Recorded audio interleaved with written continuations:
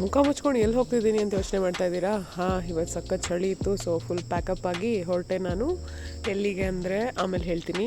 ಹೊರಡೋಕ್ಕೂ ಮುಂಚೆ ಮನೆಯಿಂದ ನಾನು ಆಲ್ಮೋಸ್ಟ್ 7 o'clock ಹಂಗೆ ಬಿಟ್ಟೆ. ಅದಕ್ಕೆ ಮುಂಚೆನೇ ಆಮ್ಲ, ಟರ್ಮರಿಕ್, ಬೀಟ್ರೂಟ್ ಸಲಾಡ್ ತಿಂದ್ಕೊಂಡು ಸ್ವಲ್ಪ ವರ್ಕೌಟ್ ಎಲ್ಲ ಮುಗಿಸ್ಬಿಟ್ಟೆ. ಇವತ್ತು ಬೇಗ ಎದ್ದಿದ್ನಲ್ಲ, ಸೊ ಹಾಗಾಗಿ ವರ್ಕೌಟೇ ಮುಗಿಸ್ದೆ. ಮತ್ತು ವಾಕಿಂಗ್ ಅಂತೂ ಮಾಡೋಕ್ಕಾಗಿಲ್ಲ, ಯಾಕೆಂದರೆ ನಾನು ಇವತ್ತು ಆಶ್ರಮ ಟೂರ್ಗೆ ಹೋಗ್ತಾಯಿದ್ದೀನಿ.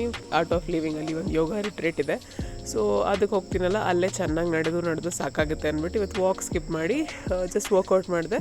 ಅದಾದಮೇಲೆ ಬಂದ ತಕ್ಷಣ ಒಂದು ಹೆಲ್ದಿ ಬ್ರೇಕ್ಫಾಸ್ಟ್ ಇತ್ತು, ಸಖತ್ತಾಗಿತ್ತು. ಅದನ್ನು ತಿಂದು ಸ್ವಲ್ಪ ಅಲ್ಲೆಲ್ಲ ವಾಕ್ ಮಾಡಿ ನಾವು ಅಲ್ಲಿ ಹೋದ್ವಿ ಕೋರ್ಸ್ಗೆ. ಮತ್ತು ಕೋರ್ಸೆಲ್ಲ ಮುಗಿದ್ಮೇಲೆ ಮಧ್ಯಾಹ್ನ ಊಟಕ್ಕೆ ಹೋದ್ವಿ. ಊಟಕ್ಕೆ ಸಖತ್ತಾಗಿತ್ತು, ಇಷ್ಟು ವೆರೈಟಿ ಇತ್ತು. ಇದೆಲ್ಲ ತಿಂದು ಸ್ವಲ್ಪ ಎಂಜಾಯ್ ಮಾಡಿ ಆಮೇಲೆ ಯೋಗ ನಿದ್ರೆ ಎಲ್ಲ ಮಾಡಿ ಆಶ್ರಮ ಟೂರ್ಗೆ ಹೋದ್ವಿ.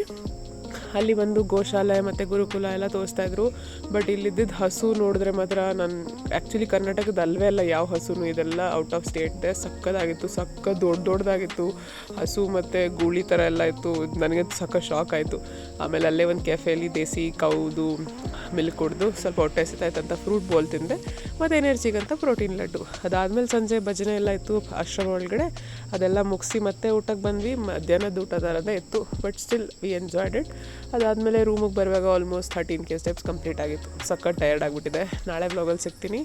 ನಾಳೆ ವ್ಲಾಗ್ ನೋಡೋಕ್ಕೆ ಫಾಲೋ ಮಾಡೋದು ಮರಿಬೇಡಿ. ಬಾಯ್.